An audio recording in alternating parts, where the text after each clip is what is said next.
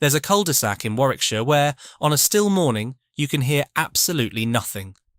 Garden fences, driveways, a child's bicycle leaning against a front door. The street is called Bonavville Close, and if you don't know what that name means, it means nothing at all. 50 years ago, this was the Triumph motorcycle works. Nearly 47,000 machines built in a single year, 80% of them bound for America. The Bonavville, named for a salt flat in Utah, ridden by Steve McQueen, pinned to bedroom walls from London to Los Angeles, was made right here by men and women who could build an engine the way others can read a room, by feel, by instinct, by 40 years of knowing. The works is gone. The name stayed. What happened in between is the story of how something extraordinary can be rationalised, restructured, and finally demolished, and how the people who made it fought back in a way that Britain has never quite seen since. There's a cul-de-sac in a village in Warwickshire. Quiet. Ordinary. The kind of place you'd drive through without slowing down. Semi-detached houses, garden fences, a recycling bin left out a day too long. Children's bikes leaning against front doors. The street is called Bonavville Close.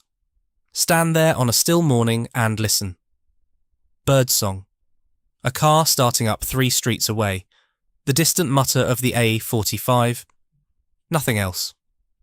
Now imagine this road at shift change. Only it wasn't a road. It was the way in. 4,000 workers, some arriving on foot from the terraced streets of Meriden and Coventry, and the villages caught between them, others on bicycles, others pulling into a car park that hummed with the sound of engines being cut. They came in every morning. 6 o'clock, 2 o'clock, 10 o'clock at night. 3 shifts, because the machines didn't stop. They clocked in, pulled on overalls, and went to work building motorcycles that would end up in Los Angeles, showrooms and Californian canyons, and movie posters that teenage boys pinned to bedroom walls. The machines are gone now. The car park is a driveway. The assembly line is a garden path. And where men and women once built the most famous motorcycle in the world, someone's wheelie bin sits waiting for Thursday. How does a place like that become a place like this? That's the question. And the answer, the real answer, not the simple one, begins long before Warwickshire.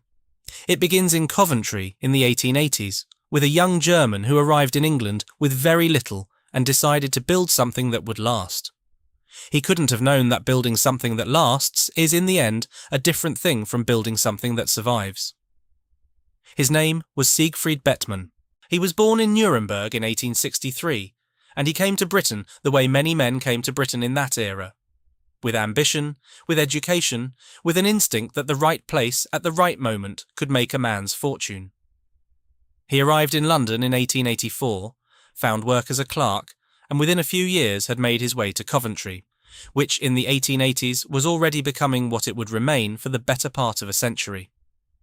One of the great manufacturing cities of the industrial world. Coventry had clocks. It had sewing machines. It had the early rumblings of what would become a bicycle industry, and later a motor industry that would reshape the city entirely. It was the kind of place where a man who understood commerce, who could see what people wanted before they knew they wanted it, could do very well for himself. Bettmann was that kind of man. He began with bicycles. The name he chose, Triumph, was designed to travel, chosen because it meant the same thing in English as it did in German and French. It wasn't an accident. From the beginning, Bettmann was thinking about markets beyond his doorstep. He was thinking about selling to the world. What he built in those early years was unremarkable by the standards of what came later. Triumph was one of dozens of Coventry bicycle makers competing in a crowded market, trying to separate itself through quality and reputation in a trade that rewarded both. The company expanded into motorcycle production in the early years of the 20th century, producing its first motorised bicycle in 1902. An unremarkable machine by later standards, but a first step down a road that would eventually lead to the Bonavville salt flats, to Steve McQueen, to the sound of a parallel twin cutting through morning air in the California desert. None of that was visible yet. In 1902, Triumph was simply trying to make a machine that worked. Bettman became more than just a successful businessman. He became Coventry in a way that only happens to men who stay long enough and contribute enough that the city begins to claim them as its own. He served as mayor of Coventry in 1913, an immigrant entrepreneur, not yet a naturalised Briton by sentiment, running one of the great industrial cities of the empire. It says something about Coventry's self-understanding at that moment. A city that had always been made of arriving people, of skills brought from elsewhere and planted here, of trades that migrated and evolved and reinvented themselves. Triumph was, in that sense, a very Coventry kind of company. The First World War tested everything.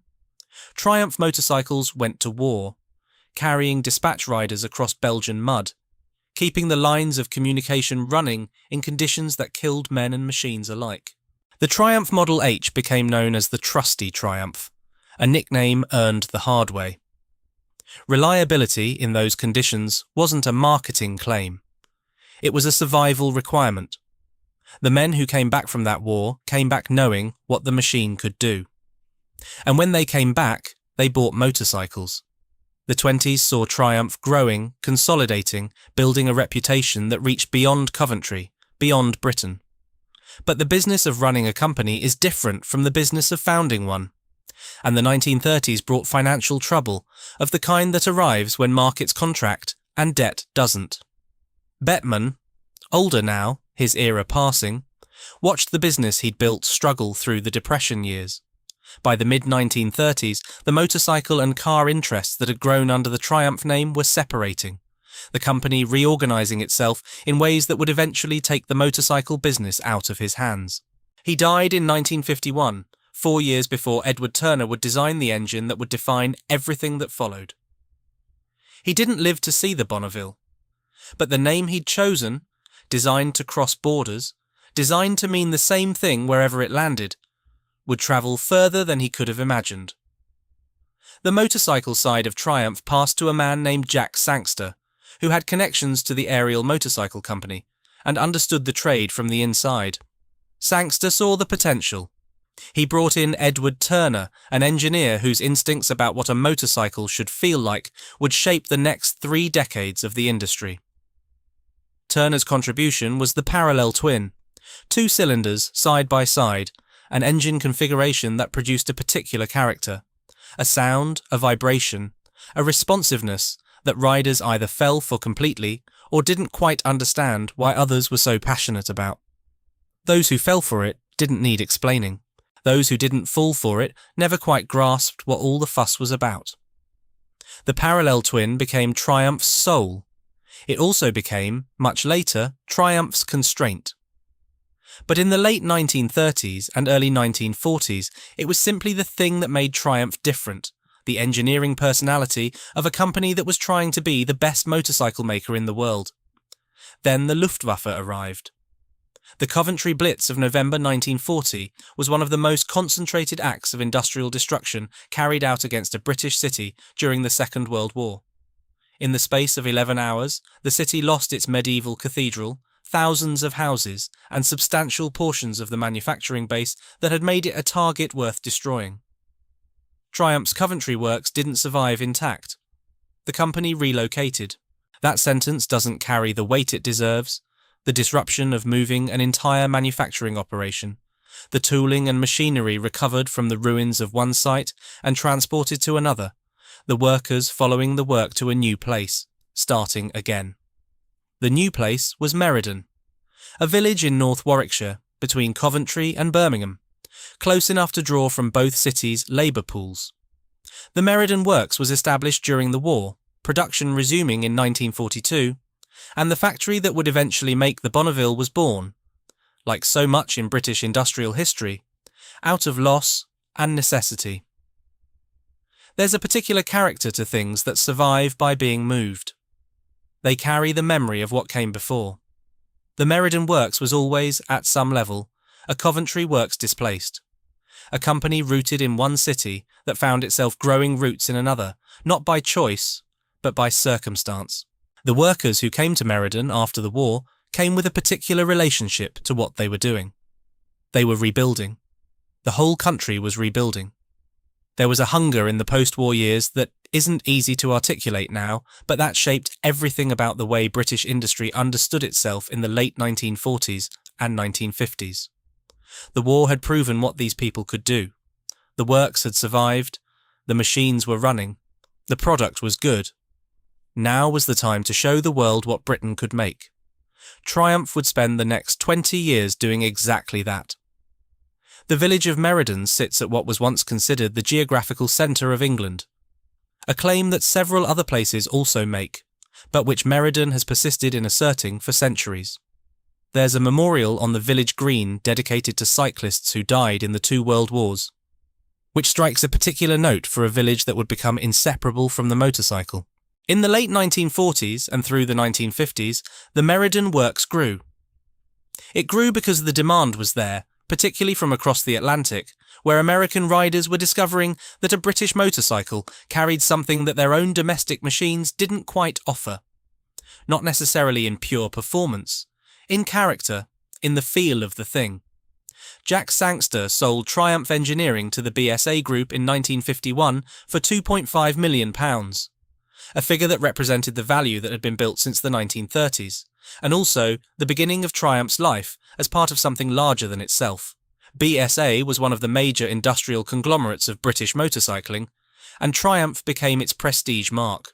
The top of the range, the name attached to machines that were expected to be not just functional, but desirable. Edward Turner stayed on. His instincts still shaped the product, and what the product was becoming, as the 1950s moved toward the 1960s, was the thing that would make Meriden famous for reasons that went far beyond engineering. The name came from the salt. The Bonavville Salt Flats in Utah. A vast, bleached expanse where the flatness and hardness of the surface allows vehicles to run at speeds that most roads wouldn't permit. In 1956, a Triumph-powered streamliner named the Texas Cigar, ridden by Johnny Allen, ran across the Bonneville Salt Flats at speeds that the Fédération Internationale de Motocyclisme declined to ratify. A bureaucratic decision that left the record in dispute, but the achievement undeniable. The thing had gone very, very fast, and the engine driving it was recognisably Triumph. When Triumph launched a new high-performance model for the 1959 season, the name they chose was obvious: the Bonavville. Named for speed, named for the record, named for the idea that this was a machine built to do something extraordinary. The T120, Bonavville was not the first great Triumph. It was the summation of them, the machine in which everything Turner had been working toward came together. Twin carburettors, high compression pistons, an engine that responded to a rider's demands with an alacrity that made other bikes feel sluggish by comparison. It was quick by the standards of its time, and more than that, it was alive in a way that numbers on a datasheet couldn't quite capture. Motorcycle Classics would later call the T120's launch a seminal point in motorcycle history. That's the kind of language that gets applied retrospectively, but it's not wrong. The Bonavville arrived at exactly the moment when motorcycle culture in Britain and America was becoming something more than transportation. It was becoming identity. The timing was perfect and also, in a way, the source of the problem that would come later. The Bonavville was so good and so beloved that it anchored everything Triumph did for the next 20 years. The world changed around it. The Bonavville remained, refined and developed, but recognisably itself, a machine whose parallel twin DNA ran back through Turner to the 1930s. But that came later.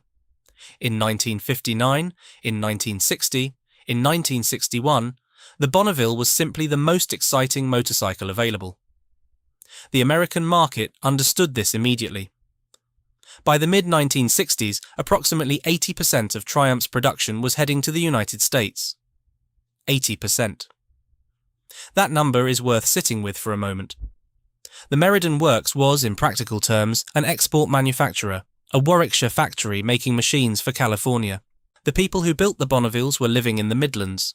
The people who rode them were living in a country where the weather allowed outdoor motorcycle culture 12 months of the year, where roads ran long and straight into desert horizons, where the post-war generation was looking for symbols of freedom and individuality, and finding them in British chrome and British leather. The cultural moment is inseparable from the motorcycle. The early 1960s, the leather-jacketed rockers of the Ace Cafe era in Britain. The American connection, California, the open road, the counterculture that was beginning to gather around a certain idea of personal freedom. Triumph landed in the middle of all of it. And then there was Steve McQueen.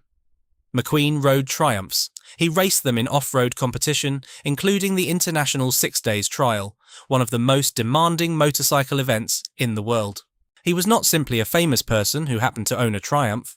He was a genuine enthusiast, someone who understood the machines and pushed them hard. Triumph's own heritage storytelling foregrounds the connection. The 650 cubic centimetres Bonavville described as McQueen's desert sled, the association between the actor and the motorcycle deeply embedded in the brand's identity. The Great Escape, the 1963 film in which McQueen plays Virgil Hiltz, the cooler king who attempts to escape across the Swiss border by motorcycle, is the most famous single piece of cinema in Triumph's mythology, though the precise details involve a complication that feels very much in the spirit of the movie itself.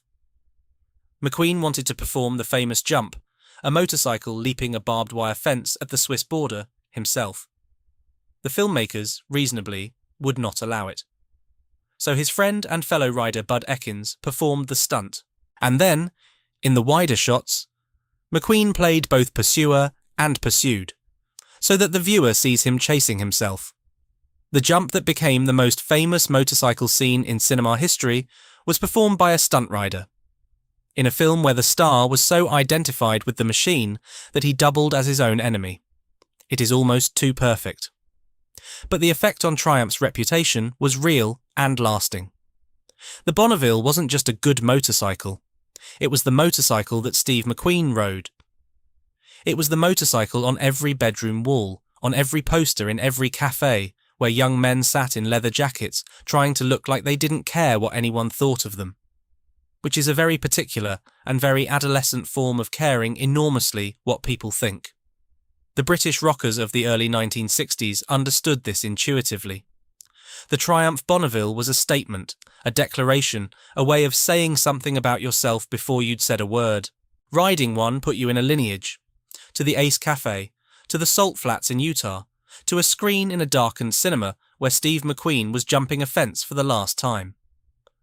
The Meriden Works, meanwhile, was producing as fast as it could to meet the demand. The factory that had moved here during the war, that had started again from scratch, had become the industrial home of this thing, this cultural phenomenon masquerading as a motorcycle. Midlands workers, building machines that would end up pinned to American walls, ridden in American deserts, worn like a symbol by people who would never see the factory where they were made. There are stranger things, but not many. The Meriden Works, at its height, was a particular kind of place. Not dramatic, in the way that some factories are dramatic. Not the blast furnace scale of a steel plant. Not the pithead silhouette of a colliery. The Meriden Works was, architecturally, a collection of buildings that had grown together over decades. A practical, rather than imposing sight. Functional, in the way that things built to do a job rather than to impress tend to be functional. It sat alongside the Birmingham Road, visible from the village, a presence in the landscape. Inside, the scale made itself known differently. Not in soaring spaces, but in the density of activity, the sense that every square foot of floor was doing something, that nothing was wasted. The smell was the first thing. Machine oil.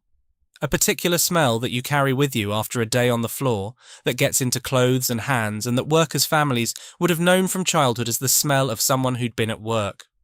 Hot metal, the clean, sharp smell of freshly machined components. And underneath everything, a kind of warmth that manufacturing spaces develop. Not comfortable warmth, but the warmth of things in motion, of energy converting to product. The sound was constant, the rhythm of machinery that didn't stop between shifts, but was handed from one set of hands to another.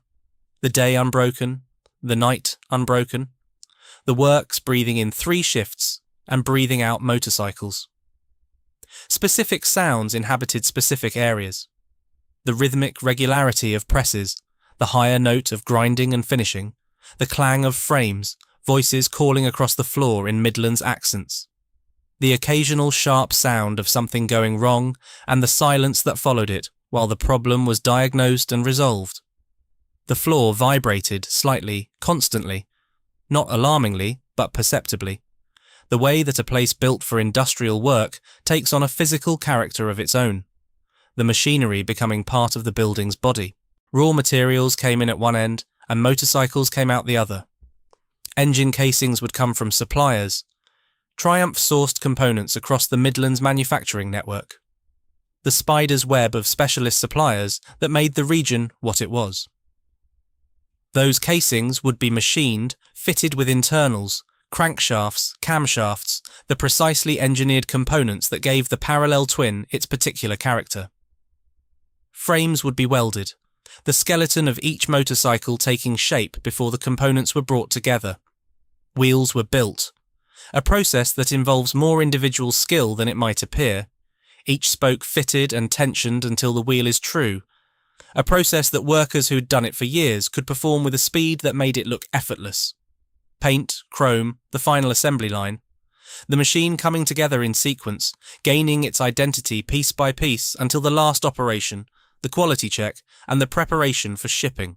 A first-person account of the factory from 1981, later in its life and at a fraction of its former scale, still describes the physical texture of this world clearly enough to let you see what it must have been at full power.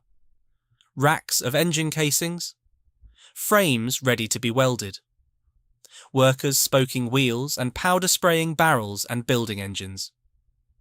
The smaller version of a thing shows you its bones. What you see in 1981 is the skeleton of what had once been vastly larger, the same processes, the same skills, conducted by a fraction of the workforce in a fraction of the space. At the peak, those processes were conducted by a workforce counted in thousands. Sources vary on the exact figures. Some accounts put the Meriden workforce at around 1,700 at key points in its history, while others cite figures reaching into the thousands when counting broader NVT employment. What isn't in dispute is the scale relative to the village and the community that grew up around it.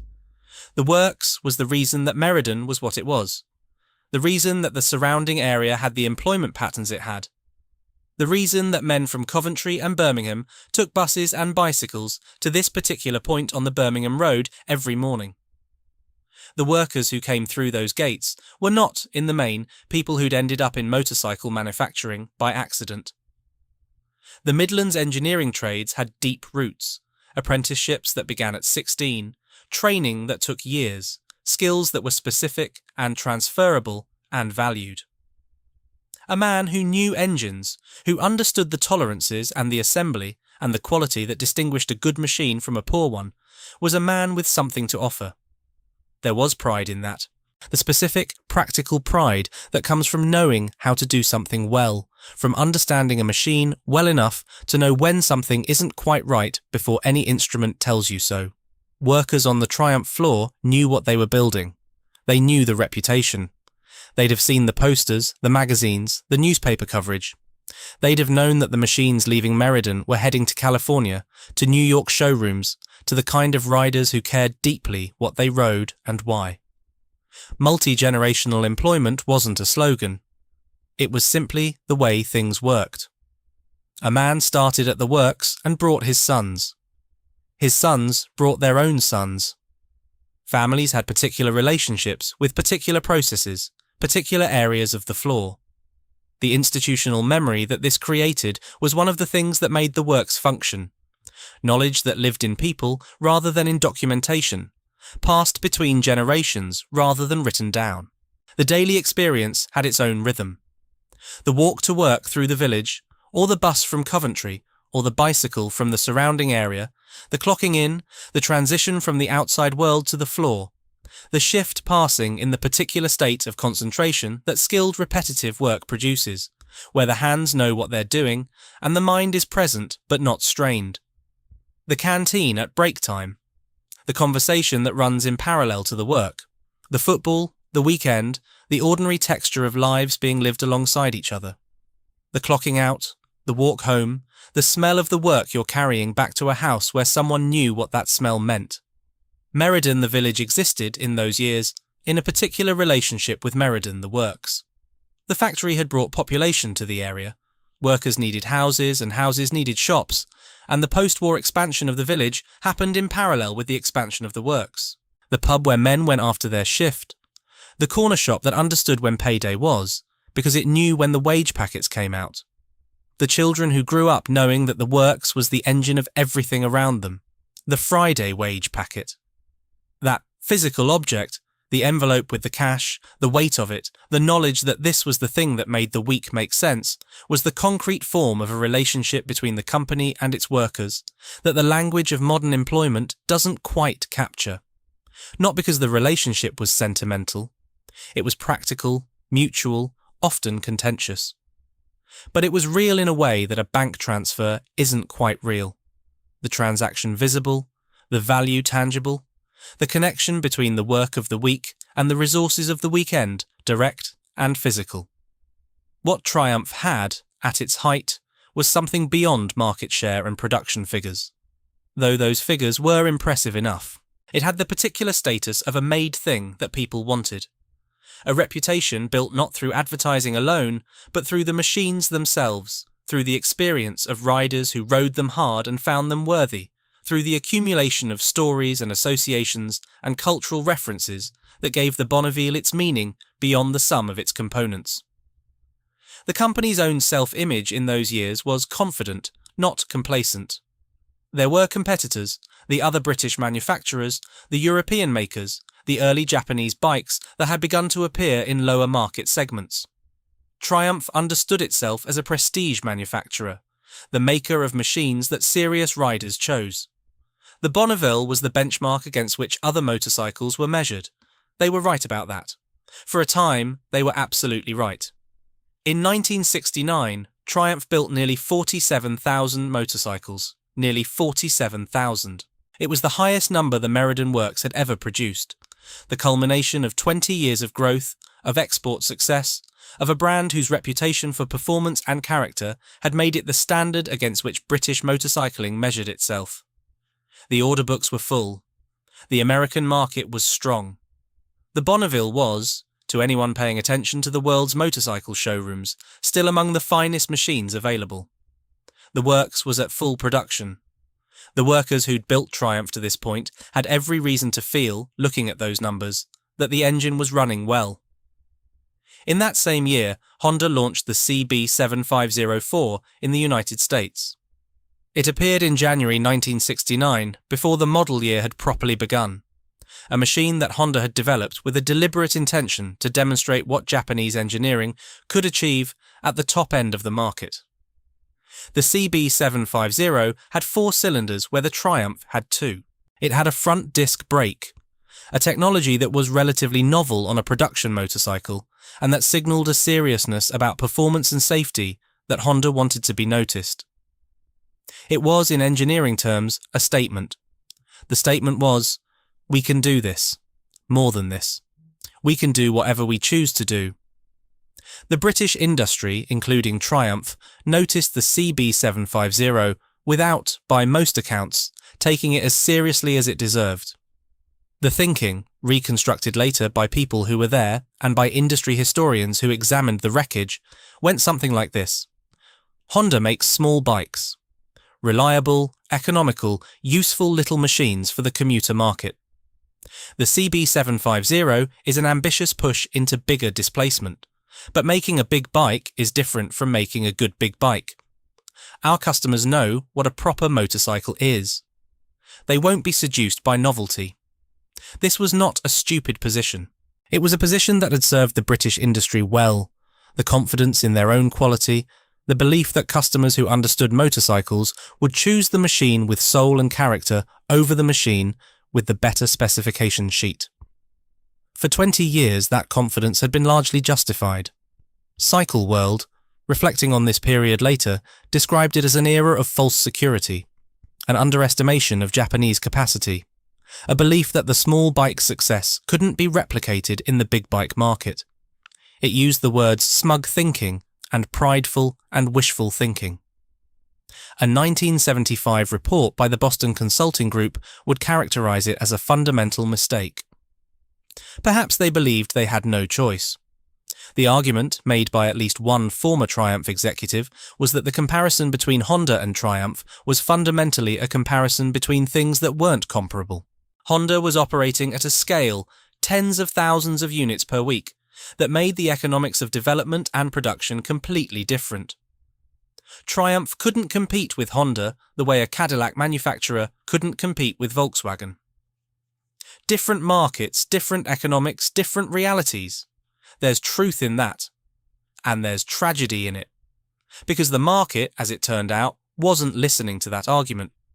The market was looking at the CB750 and seeing a motorcycle that went very fast, stopped very well, was reliable in the way that Honda's smaller bikes had taught buyers to expect Honda's motorcycles to be reliable and cost what it cost.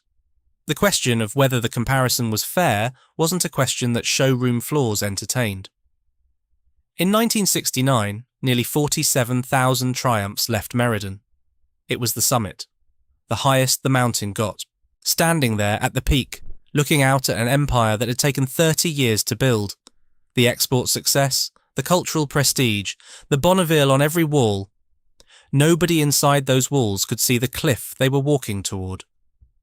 The decisions that would change everything were being made elsewhere.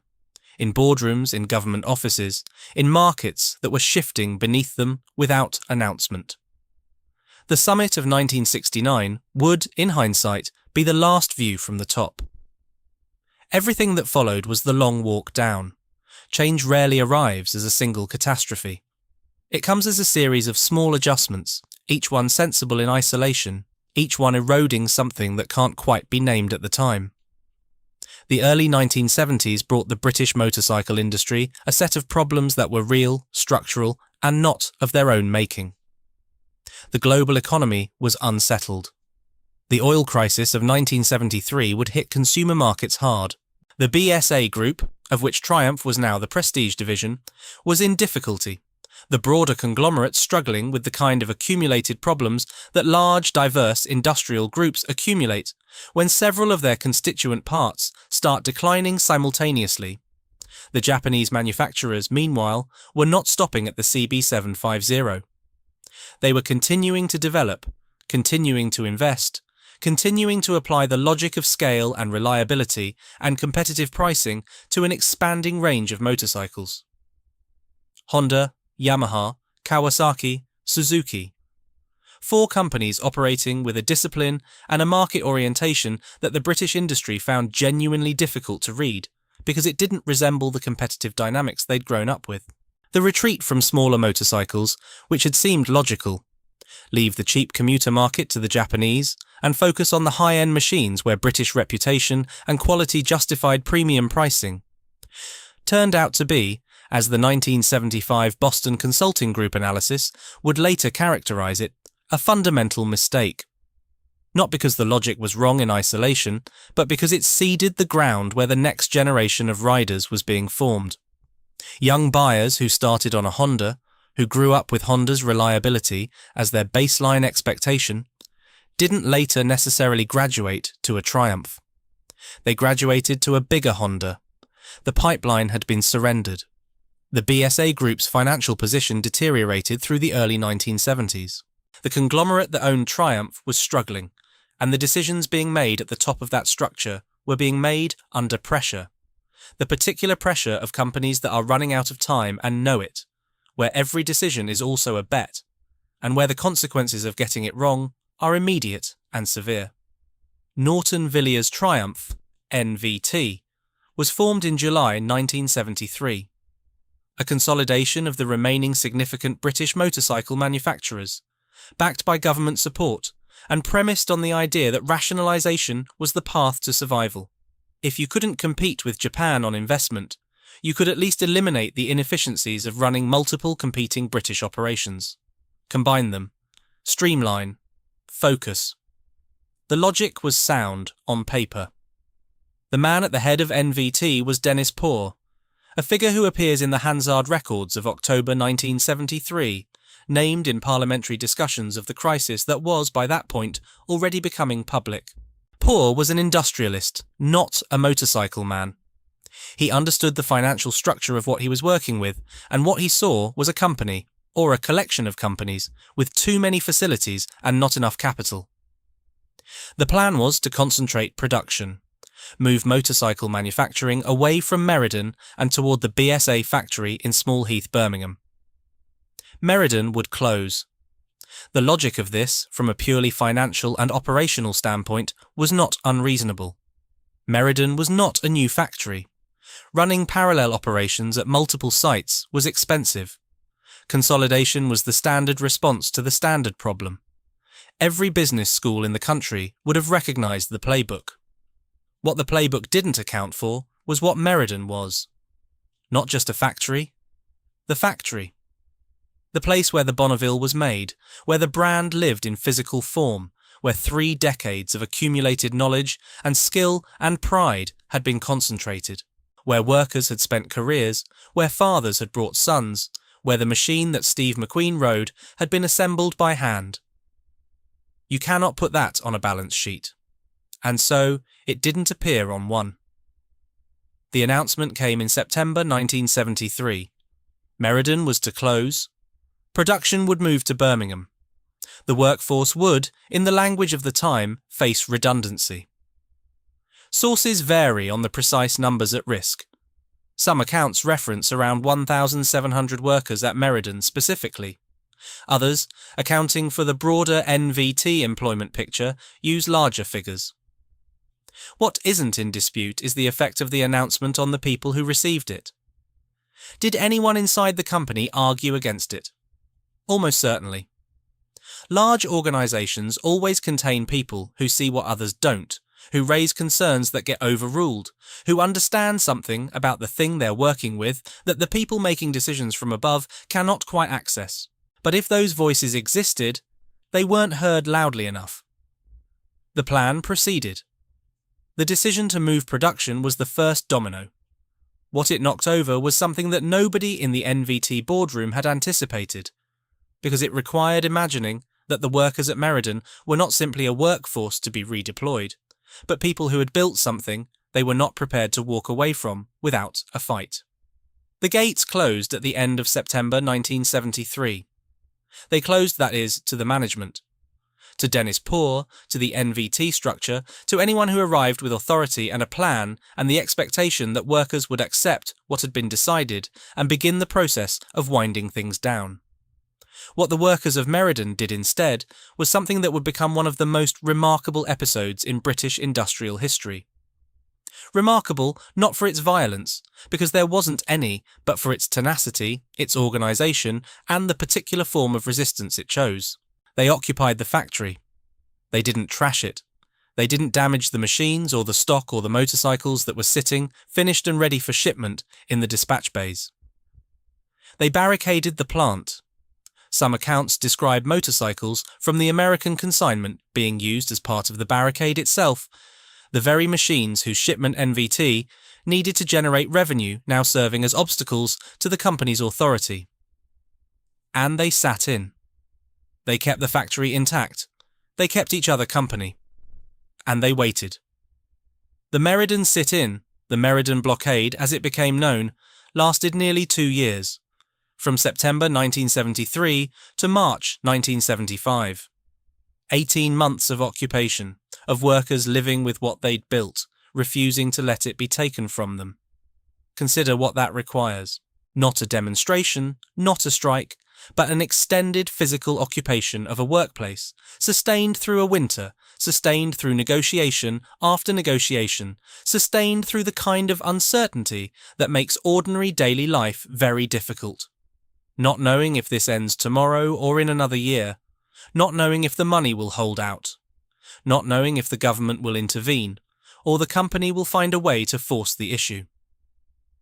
The Hansard records from October 1973, parliamentary questions and responses in the weeks immediately after the closure announcement, show the state's awareness of the situation from the beginning. Dennis Poor is named. Negotiations around the possibility of a workers' cooperative to run the Meriden plant are referenced. The government was not a bystander. It was being watched by its own parliament and by Midlands constituencies that understood exactly what was at stake. The dynamic of the blockade had a particular character that Cycle World's historical account captures with some precision. Poor had announced Meriden's closure. The workers had barricaded the plant with the motorcycles due for the American market. And government officials, aware that NVT was in receipt of state support and conscious of public opinion in the Midlands, urged Poor not to resolve the situation through police force. There is something distinctly British about this negotiation. The company wants to close the factory. The workers are sitting inside it. The government is in the middle, aware that the optics of sending police into a factory occupied by men and women who are simply trying to keep their jobs are deeply unfavourable, aware that NVT is receiving public money and therefore is not a purely private matter. Aware that the Midlands in the early 1970s is a political landscape where industrial decisions have electoral consequences. Nobody moves. And the negotiations continue. The workers were not naive. They understood that occupying the factory didn't, by itself, save the factory. What it did was buy time, maintain pressure, keep the situation alive in Parliament and in the press at a moment when it might otherwise have been resolved quietly and quickly in management's favour. It was a tactic in service of a strategy, the strategy being to prove that Meriden could survive, could produce motorcycles, could be a viable enterprise if given the chance. Some of them had been building Bonavvilles for decades. They knew the machine better than anyone in any boardroom. They believed, not as sentiment, but as practical conviction, that the product was still good enough to sell, that there was still a market for it, that what had been wrong was not the Bonavville itself, but the larger corporate structure in which it had been embedded. They were right about the product. Whether that was enough to save them was a different question. 18 months is a long time to live in a kind of suspension. Working, maintaining, keeping the machinery in order, keeping the buildings secure, while the future remains unresolved. Families were affected. The wage packet that had been the rhythm of ordinary life was no longer straightforward. There were hardships that didn't make it into the parliamentary record. But there was also something else. Something that the workers who were there have spoken about in the years since, with a consistency that suggests it was real rather than retrospective myth-making. A sense of purpose, of solidarity, of being part of something that mattered. The knowledge that what you were doing was not simply resistance, but an argument. An argument made not in words but in presence, in the simple fact of continuing to be here, to care for what you'd built, to refuse the logic that said it was finished. In March 1975, the government came to a conclusion. The Meriden works would not move to Birmingham. Instead, a workers' cooperative would be established to manufacture the Triumph Bonneville at Meriden. The government provided a £750,000 grant and a £4.2 million loan over 15 years at concessionary interest. Additional support would follow, bringing total government provision to approximately £4.95 million. Those are large numbers. They represent a significant political decision. The recognition that Meriden was not simply a commercial matter, that it had become something symbolic, and that letting it fail without intervention was politically unacceptable in the Midlands of 1975. The workers had won. They were going back to work. On their own terms, in their own factory, making the machine they'd spent their lives learning to build. What they'd won, though, was the chance to prove that it could be done. Not the certainty that it could be done. The chance. The Meriden Motorcycle Cooperative began production in the spring of 1975. What they made was the Bonavville, mostly for the American market, which was still the primary destination for the machine and which, despite the growing presence of Japanese motorcycles, still contained buyers who wanted a Triumph. The cultural weight of the name had not disappeared. The associations, the salt flats, the leather jackets, the poster on the bedroom wall, were still active in the minds of riders who understood what they were buying and why. The cooperative was a genuinely radical thing, not in the political sense, though it existed in a political context that made it significant, but in the practical sense of being something that almost no one had any experience doing. Workers running their own manufacturing business, making collective decisions about production and employment and investment, without the management structure and the capital backing that conventional companies took for granted. It worked, for a while, in the way that things work when people who care deeply about them are given the chance to run them. The morale in those early years was something that observers noted consistently. There was an engagement with the work, a sense of ownership that went beyond the formal legal structure of the cooperative and into the daily relationship between each worker and the motorcycle they were building. You were not building it for someone else's profit. You were building it for yourself and for the name and for everyone else in the building who had the same stake in it working out. A visitor to the factory in 1981 found something that was simultaneously inspiring and poignant. The scale had contracted sharply. A workforce that had once been nearly 2,000 strong, producing 1,500 motorcycles a week, had reduced to just over 100 workers, producing 125 machines. But those workers were doing everything: building engines, spoking wheels, welding frames, pinstriping petrol tanks, powder spraying the barrels. People doing multiple jobs, adapting to the reality of a small operation that couldn't afford the specialization of a large one. The physical texture of the place, as that 1981 account describes it, was still recognizably a motorcycle works. Racks of engine casings, frames waiting, the smell of the work, and on a board somewhere in the building, a hand-lettered chalk inscription that someone had written, "Don't marry for money, it's far cheaper to borrow it." That kind of humour, dry, self-aware, neither despairing nor falsely cheerful, is a very particular British response to difficulty. It acknowledges that things are hard without making them melodramatic. It says, we know what we're dealing with, and we're still here. The problem was not the workers' commitment or skill or knowledge of the machines. The problem was the structural reality that the cooperative was trying to manufacture in a market that had changed, with capital that was inadequate for the investment required to keep pace with that change. The Bonavville, for all its virtues, was an ageing design. Not old in the sense of being poor. There were riders who preferred its character to anything the Japanese manufacturers were producing, and they were not wrong to prefer it. But old in the sense that development requires capital, and capital was what the cooperative never had in sufficient quantity. The government loan and grant had provided a foundation, but they hadn't provided the margin for error or the depth of investment that keeping a motorcycle manufacturer competitive requires. The American market, meanwhile, was being contested more aggressively than ever. Japanese manufacturers were not standing still. They were producing machines that were faster, more reliable, better equipped, and in many cases cheaper than anything the cooperative could match on price or specification. The buyers who chose a Bonavville in 1978 were making a choice that was partially about the machine and partially about something else. Loyalty, nostalgia, the cultural meaning of the name. And that is a smaller market than the market for simply the best available motorcycle. The currency didn't help. The pound's movements against the dollar during the late 1970s and early 1980s affected the profitability of American sales in ways that the cooperative couldn't control and could barely absorb. Margins that were thin to begin with became thinner. The financial position that was always precarious became steadily more so. There were good years and better years. Moments when it seemed like the corner had been turned, when production was up and orders were solid, and the argument that Meriden could survive was supported by evidence rather than hope alone. Workers had voted, in the most direct possible sense, for this place with their time and their labour, and in some cases weeks of their wages.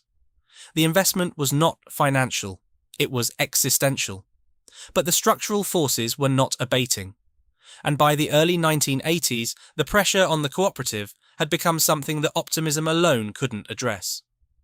The redundancies began in late 1982. Not with a single announcement, not with a decisive moment that everyone could point to afterward and say, that was when we knew. It came as things come when organisations are in serious financial difficulty. Gradually, then faster, the circle of viable operation contracting as the resources required to sustain it failed to materialise. workers who had been there since before the blockade. Workers who had spent the occupation inside the building, who had staked their professional lives on the belief that Meriden could be saved, who had worked in the cooperative through its difficult years with a commitment that went beyond anything a conventional employment contract could have demanded. Those workers began, in late 1982, to receive notice. There were weeks without pay near the end. This is not a figure of speech. Workers continued coming in, continued trying to build motorcycles, continued maintaining the operation without receiving wages, because the alternative was to stop and accept that it was over.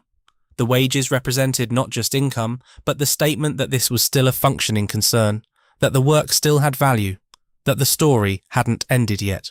The hope, for some, was that something would materialise, a buyer, a new investor, a government intervention that would extend the cooperative's life long enough to find a more sustainable footing.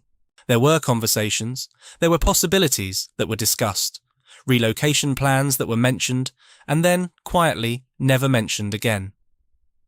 The factory closed in the early part of 1983. The last Triumph Bonneville left Meriden. There was no ceremony recorded in the way that some final products have been ceremonialised. The last car off the line, the signing of names on the inside where no one would see. The machines had run as long as they could. Then they stopped. The liquidators came. The assets of the cooperative, the machinery, the tooling, the stock, the accumulated physical infrastructure of a motorcycle works, were sold. Piece by piece, the things that had made Meriden a functioning place were dispersed. Tools that had shaped thousands of motorcycles went to whoever would pay for them. The racks that had held engine casings, the welding equipment, the assembly line fixtures, sold or scrapped or moved elsewhere. The Triumph name survived, but not here. A new company based in Hinckley, Leicestershire, would eventually rebuild the brand. A different company in a different place, with different ownership and different machines, connected to the Meriden story by name and heritage, but not by the floor, or the workers, or the decades of accumulated knowledge that had been dispersed. Something of Triumph continued. What had been at Meriden did not. The community that had grown up around the works, that had structured itself, consciously or not, around the rhythms and the wages and the presence of that factory, faced the question that communities face when the thing at their centre goes. The question doesn't announce itself dramatically. It arrives in the ordinary details, the pub that loses the after-shift trade, the corner shop where payday was once predictable, the houses where the mortgage was calculated around a wage packet that no longer exists.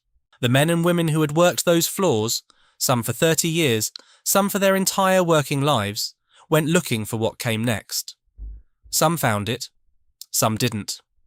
Retraining programs existed, as they always exist in these situations, and delivered the mixed results that they always deliver. Useful for some, inadequate for the scale of the displacement, insufficient for those who were old enough that starting again was not really a realistic prospect, and young enough that retirement was still 20 years away. The works hooter that had marked the shift changes, the sound that the surrounding area had grown up with, that had been the pulse of the day for decades, went silent. People who'd worked there for years said afterward that the quiet was one of the hardest things. Not a dramatic absence, but a constant one.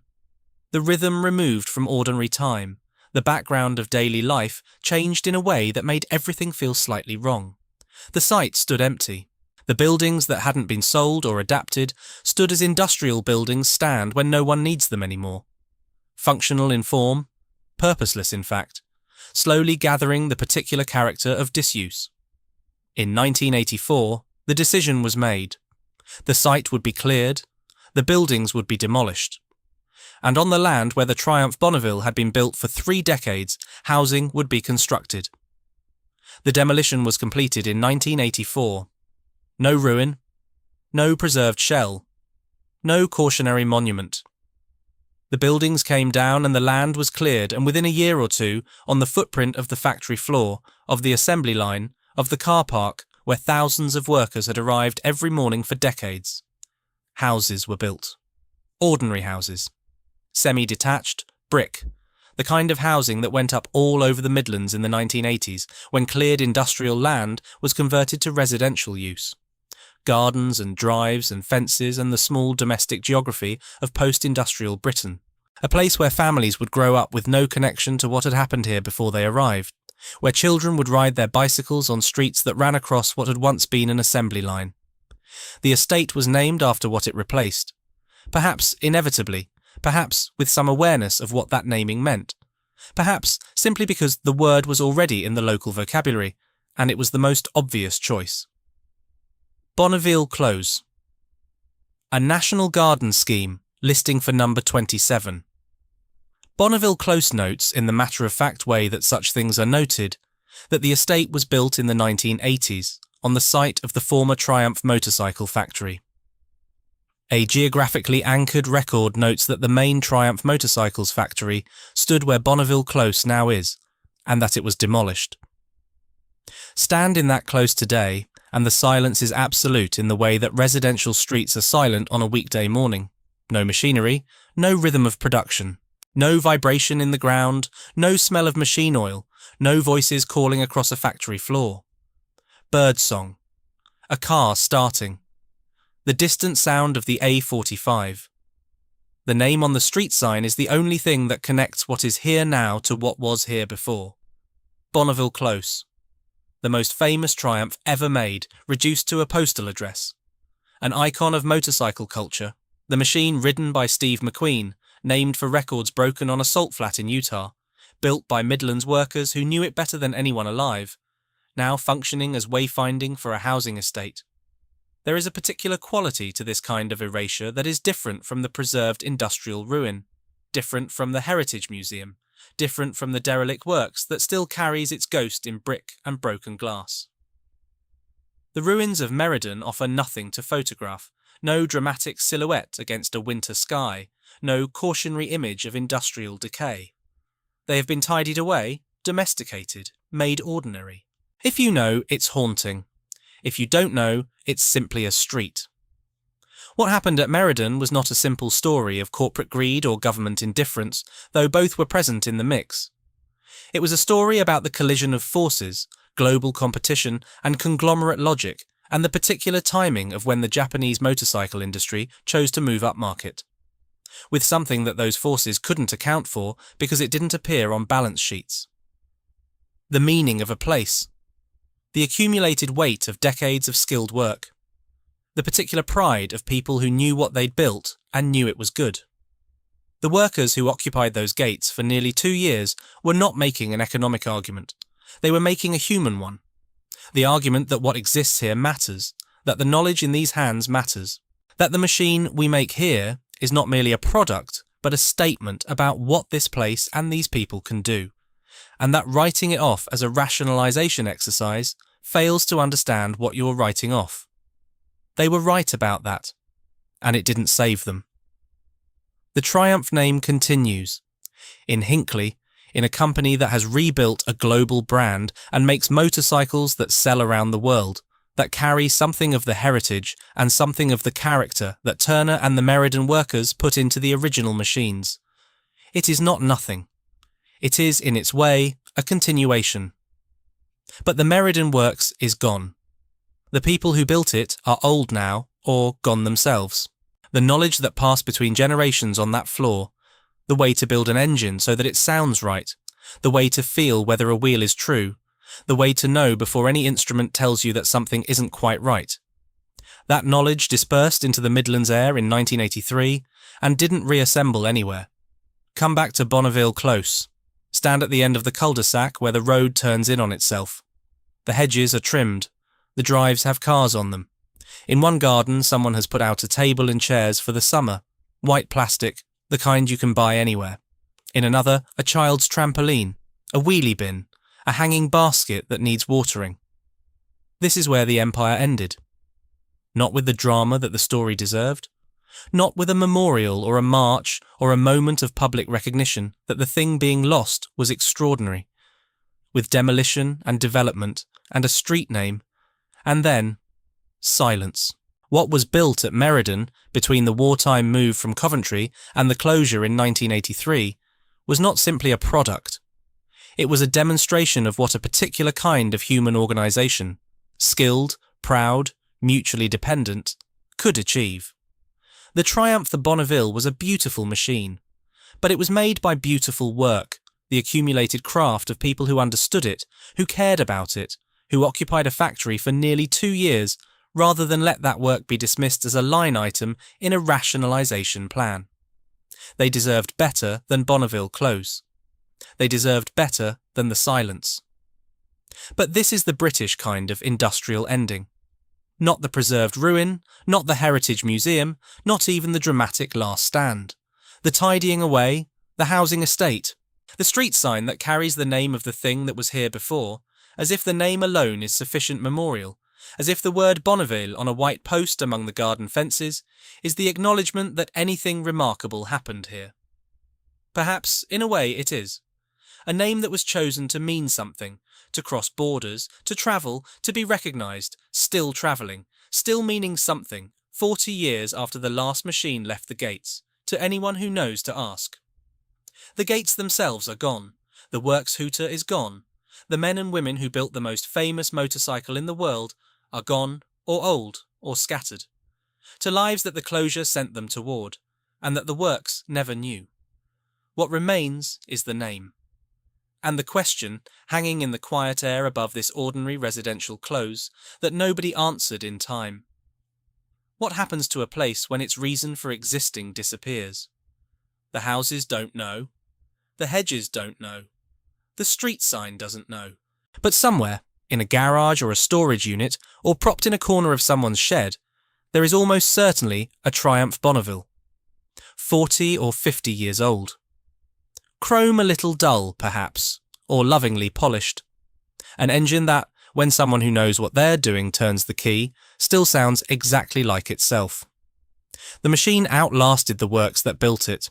The works, the floor and the machines and the gates and the car park, outlasted nothing. It's a housing estate now. It's a cul-de-sac called Bonavville Close. That is the end of the story, and it is also, just barely, not the end.